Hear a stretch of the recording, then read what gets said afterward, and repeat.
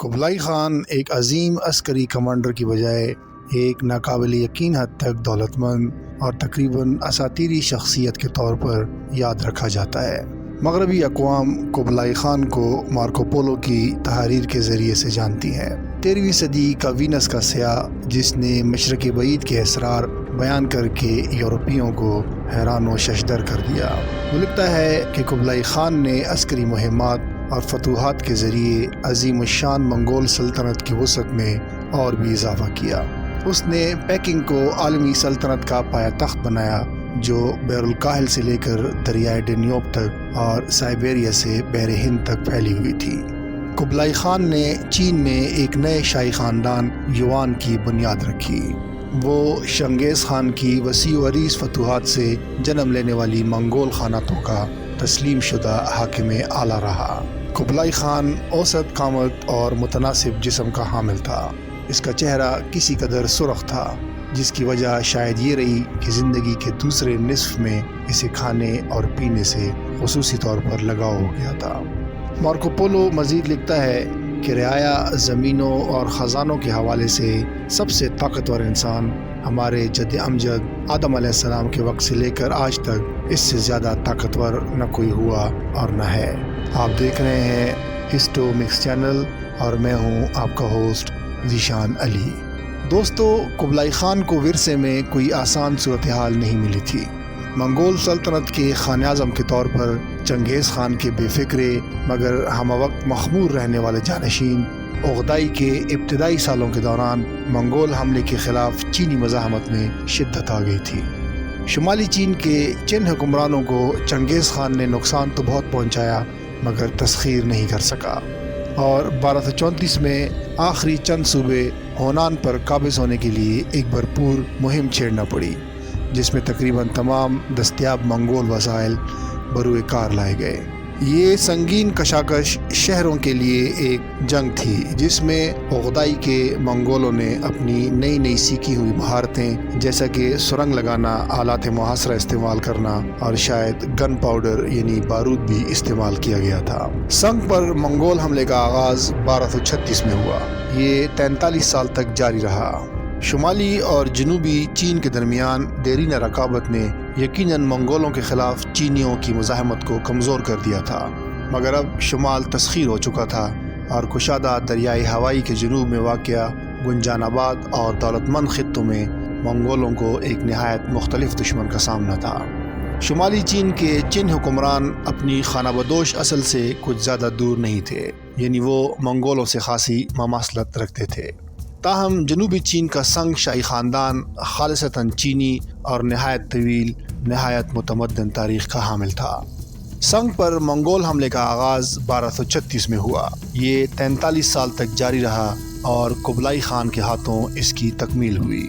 इस दौरान मंगोलों ने शुमाल में कोरिया पर हमला करके वहाँ बालादस्ती हासिल की, बगावतों को कुचला और बलाखिर एक कोरियाई मफरूर को प्योंगयांग में अपना गवर्नर बिठा दिया। 1241 में बलाखिर खान आज़म ओगदाई का शराब ने काम तमाम कर दिया। अगरचे इसने अपने भाई से वादा किया था कि दिन में एक मखसूस तादाद से ज़्यादा जाम नहीं लुंडाएगा, लेकिन गैर मामूली तौर पर बड़े प्यारे इस्तेमाल करके इसने इस वादे से कतराने की राह निकाल ली थी। ओगदाई की मौत से मंगोल सल्तनत में इंतशार फैल गया और एक तरह की खाना जंगी शुरू हो गई, यहाँ तक कि चंगेज़ खान के बेटे तोली के वारिसों ने 1251 में एक खूनचका तख्ता पलट कार्रवाई के बाद हुकूमत पर कब्ज़ा कर लिया। सबसे बड़ा भाई और ख़ानदान का सरबरा मंगू खान खान आज़म बना। उसके भाई हेलाकू खान ने मशरक़ वस्ता की ज़िम्मेदारी संभाली, जबकि कुबलाई खान ने शुमाली चीन में मंगोल अफ़वाज की कमान संभाल ली। मंगू खान की तख्तनशीनी ने मंगोल और आलमी तारीख़ पर गहरे असरात मुरतब किए, क्योंकि इसके बाद मंगोलों की तवज्जो पूरी तरह मशरिक़ की तरफ मबज़ूल हो गई। यूरोप पर मंगोलों के एक मुख्तसर से हमले के बाद इस तरफ जाने की कोशिश नहीं की गई और मुसलमानों के ख़िलाफ़ हेलाकू की ज़बरदस्त कशाकश को भी ख़वानीन आज़म के यहाँ एक ज़िमनी कार्रवाई से ज़्यादा की हैसियत हासिल न हुई। दोस्तों, जहाँ चंगेज़ खान का बचपन असातीर के पर्दों में लिपटा हुआ है, वहाँ कुबलाई खान की इब्तदाई ज़िंदगी तफसीली तौर पर महफूज है। उसकी पैदाइश 1215 में हुई اور اس کی شخصیت پر اس کی ماں سرکویتی کا گہرا اثر پڑا، جو ایک غیر معمولی طور پر پرزور شخصیت کے حامل خاتون تھی۔ نوجوانی میں سرکویتی ان چند افراد میں سے ایک تھی جن میں چنگیز خان کی پرجلال شخصیت کے سامنے کھڑے ہونے کی ہمت نظر آتی تھی، لیکن کہیں کوئی ایسا ذکر نہیں ملتا کہ چنگیز خان نے اسے ڈانٹا ڈپٹا ہو۔ وہ کرائت قبیلے کے آخری خود مختار حکمران تغرل کی بھتیجی تھی، اور چنگیز خان کے ہاتھوں تغرل کی شکست کے بعد اسے تولی خان کے عقد میں دے دیا گیا تھا۔ اس کی بڑی بہن چنگیز خان کی بیویوں میں شامل ہوئی۔ تولی کے مرنے کے بعد سرکویتی نے خان اعظم عقدائی کے بیٹے سے شادی کرنے سے انکار کیا۔ اس کی بجائے اس نے اعلان کیا کہ وہ اپنی زندگی اپنے چاروں بیٹوں منگو، ہلاکو، قبلائی اور آرک بوغا کے لیے وقف کر دے گی۔ چنگیز خان قبلائی کو بہت پسند کرتا تھا۔ اس نے بچے کی ذہانت کو دیکھ لیا تھا، اور ایک بار اس نے اپنے ساتھیوں سے کہا کہ اگر کبھی کسی کام کو کرنے یا نہ کرنے کے حوالے سے شک و شبے کا سامنا ہو تو اس لڑکے قبلائی سے پوچھ لیا کرو۔ خان اعظم بننے کے بعد منگو نے اپنے چھوٹے بھائی قبلائی خان کو چین میں سلطنت کی پیشکش کی۔ قبلائی نے اپنی چینی مشیروں سے مشورہ کیا اور ایک ایسے علاقے کا انتخاب کیا جو زرخیز تھا مگر نسبتاً کم گنجان آباد تھا۔ منگو، جسے زراعت کے بارے میں کچھ پتہ نہیں تھا، یہ دیکھ کر حیران ہوا کہ قبلائی نے ایک ایسا علاقہ چنا ہے جو عسکری قوت فراہم کرنے کے حوالے سے کچھ زیادہ مددگار ثابت نہیں ہو سکتا۔ اس لیے اس نے ہینان کے خطے میں کچھ مزید علاقہ شامل کر دیا۔ منگو بذات خود ایک سخت گیر اور جنگجو مزاج کا شخص تھا۔ اس سخت دل حکمران کے تحت منگول توسیع پسندی کا اثر نو آغاز ہوا۔ ایک بڑے قبائلی جرگے یا کرولتائی نے ہلاکو کو ایران کی طرف روانہ کیا، جبکہ منگو اور قبلائی مل کر سنگ شاہی خاندان کے زیر حکومت چین کی فتح کی طرف متوجہ ہوئے۔ منگول افواج کوریا میں پہلی ہی مصروف عمل تھی۔ 1257 میں کوریا والوں نے اپنے منگول آمروں کو مال و دولت کے ذریعے رام کرنے کی تمام امیدیں چھوڑ دی اور جم کر لڑنے لگے۔ اس دوران بھاری تعداد میں منگول افواج سنگ حکومت کے خلاف صف آرا ہو گئی۔ اس مہم میں شامل 4 افواج میں سے ایک کی کمان قبلائی خان کو سونپی گئی۔ اپنا فریضہ نبھاتے ہوئے قبلائی نے خود کو پوری طرح سے اس کام کے لیے وقف کر دیا، لیکن پھر بھی یہ منگولوں کی سخت ترین جنگ ثابت ہوئی۔ سنگ کے خلاف مہم کا آغاز ایک 4 طرفی حملے سے ہوا۔ خان اعظم منگو شمال مغرب سے بڑھا، قبلائی شمال سے اور جرنیل اری یانگ خدائی جنوب مغرب سے، جبکہ ایک نسبتاً چھوٹی فوج مغرب کی طرف سے حملہ آور ہوئی۔ انہیں امید تھی کہ اس طرح وہ وسطی چین کو تسخیر کر لیں گے، جنوب مغرب میں سنگ علاقے پر بھی قابض ہو جائیں گے، اور اس طرح مشرق میں سنگ خاندان کے مرکزی علاقے کو محاصرے میں لے کر انہیں ہتھیار ڈالنے پر مجبور کر دیں گے۔ ایسی پیچیدہ اور سلجھی ہوئی حکمت عملی کا مقصد یہ تھا کہ نقصان کم سے کم ہو۔ ابتدا میں معاملات بخوبی چلتے رہے، اگرچہ سخت مزاحمت کے باعث منگو کی فوج کی پیش قدمی سست ہو گئی۔ قبلائی وہ چانگ کو محاصرے میں لیے ہوئے تھا جب اچانک منگو کی موت کی خبر آ پہنچی۔ منگو خان کی موت ہوچاؤ پر قابض ہونے کی کوشش میں تیر لگنے سے ہوئی، اور ایک بار پھر منگول سلطنت شورش میں مبتلا ہو گئی اور سنگ بادشاہت کی عمر کچھ اور دراز ہو گئی۔ ایک نئے خان اعظم کا انتخاب اتنا سادہ معاملہ نہیں تھا۔ قبلائی تولی خان کے زندہ بیٹوں میں سب سے بڑا تھا، مگر چنگیز خان کی خاندان کی دیگر شاخوں کا بھی تخت پر دعویٰ تھا۔ بہت سے روایت پسند منگول چینی تہذیب کے لیے قبلائی کے شغف اور چینی مشیروں کے ساتھ چینی فوجیوں پر اس کے بڑھتے ہوئے انحصار کو شک کی نگاہ سے دیکھتے تھے۔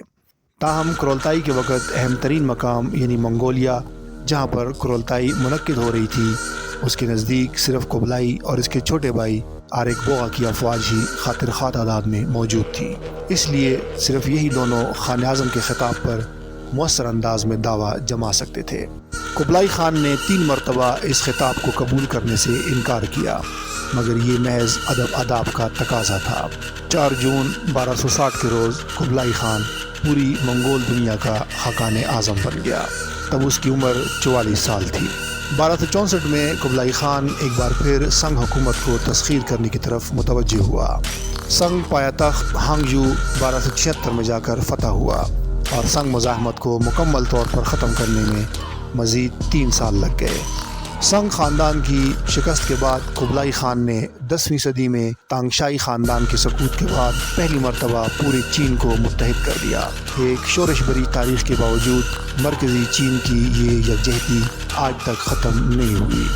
منگولوں کے نزدیک قبلائی خان نے ان خانہ بدوشوں کا دیرینہ خواب شرمندہ تعبیر کر دیا جو خود کو سرمئی بھیڑیے اور سرخ ہرنی کی اولاد کہا کرتے تھے، اور آج بالآخر پورے چین کے مالک بن گئے۔ سنگ کی شکست کے بعد قبلائی خان کی زیادہ تر فوج منتشر ہو گئی، مگر خان اعظم کی عسکری جاپسندی ابھی تشفی کی منزل سے کوسوں دور تھی۔ اس نے آس پاس کی تمام ریاستوں سے باجگزاری کا تقاضا شروع کر دیا، جو ایک وقت میں چینیوں کے زیر انتظام خود مختار حیثیت رکھتی تھی۔ سنگ حکومت کی شکست سے پہلے 1273 میں قبلائی خان کوریا کو منگول حلقہ اثر میں لا چکا تھا۔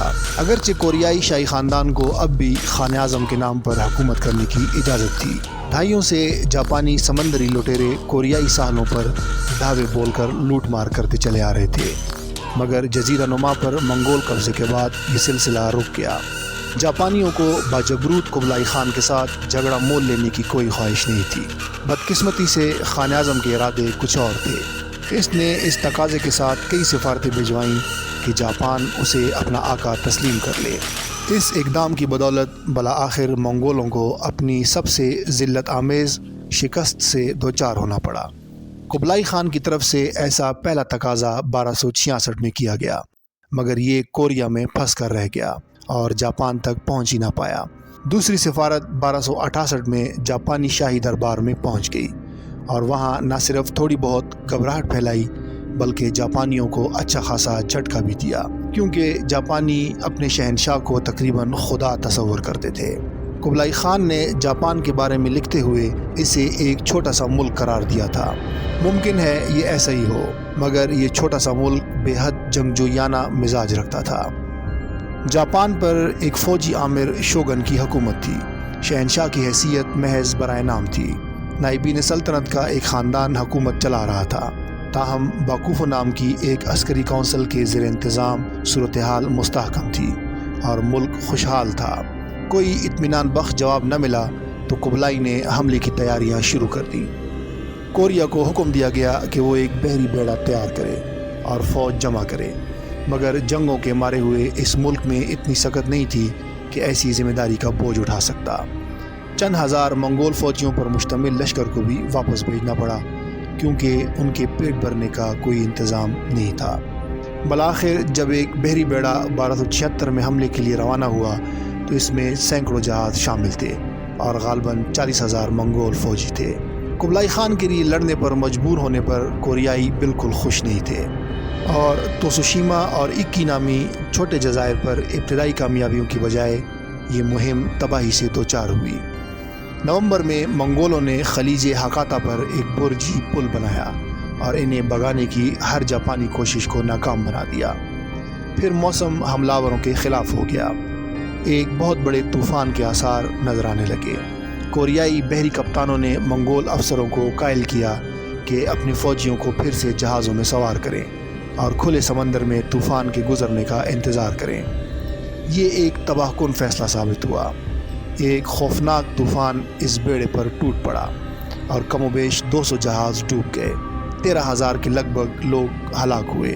بچنے والے الٹے پاؤں گھروں کو لوٹ آئے۔ اگرچہ قبلائی خان کے حملے کو موسم کے ہاتھوں شکست ہوئی تھی، مگر اس کی فوج بھی اپنی برجی پل کو وسعت دینے میں ناکام رہی تھی۔ شاید یہی وجہ تھی کہ منگول کوریائی مشوروں پر کان دھرنے اور جہازوں میں دوبارہ سوار ہونے پر آمادہ ہو گئے تھے۔ خان اعظم نے واضح طور پر جاپانیوں کی قوت مزاحمت کا اندازہ لگانے میں غلطی کی تھی، اور اب عزم کیے ہوئے تھا کہ اگلی بار یہ غلطی نہیں دہرائے گا۔ جاپان پر قبلائی خان کے دوسرے حملے کو سنگ کی آخری شکست تک انتظار کرنا پڑا، اور ایک وقت میں ایسا لگنے لگا کہ جاپانی پہلکاری کرتے ہوئے کوریا پر حملہ کر دیں گے۔ قبلائی خان کو امید تھی کہ اپنے دوسرے حملے کے لیے وہ 1000 جہازوں پر مشتمل ایک بیڑا اور 1,70,000 افراد پر مشتمل فوج تیار کر لے گا۔ تمام رکاوٹوں کے باوجود ایک لشکر تیار کر لیا گیا۔ اس مرتبہ حملہ دو اطراف یعنی شمالی چین اور جنوبی چین سے کیا جانا تھا، اور دونوں افواج کا ملاپ جزیرہ اکی پر ہوتا، مگر کمانداروں کے درمیان جھگڑا ہو گیا۔ جنوبی بیڑا تاخیر کا شکار ہو گیا اور شمالی فوج ان کے بغیر آگے بڑھتی چلی گئی۔ یہ جاپانیوں کی نئی تعمیر کردہ حفاظتی دیوار کی شمال میں اتری، جبکہ جنوبی بیڑا بالآخر جنوبی سمت میں کنارے پر لگا۔ تب بھی جاپانیوں نے ان دونوں افواج کو اپنی دفاعی صفوں میں شگاف نہ ڈالنے دیا۔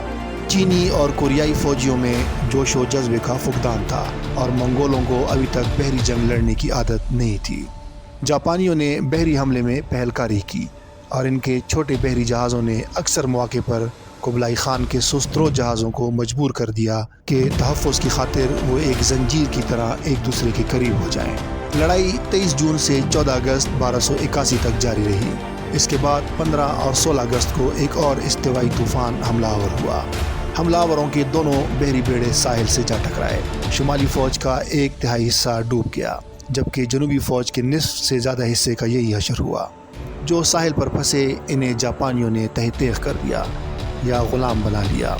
دوستو، تب سے لے کر آج تک جاپانی کامیکازی یا مقدس ہوا کو اس بات کی علامت سمجھتے ہیں کہ خدا ان کے ساتھ ہے۔ جہاں تک قبلائی خان کا سوال ہے، یہ دوسری تباہی اس کے وقار کے لیے ایک بڑا جھٹکا ثابت ہوئی اور اس نے چاہا کہ ایک تیسرا اس سے بھی بڑا حملہ کیا جائے۔ سارے مشیروں کی متفقہ مخالفت اور انجام کار اس کی اپنی موت ہی اسے جاپان پر تیسرا حملہ کرنے سے باز رکھ سکی۔ انسانی جانوں اور مادی اسباب کی صورت میں بھی بھاری نقصان ہوا، جبکہ منگولوں کے ناقابل تسخیر ہونے کے مفروضے کی حقیقت بھی پورے مشرقی ایشیا والوں کے سامنے کھل گئی۔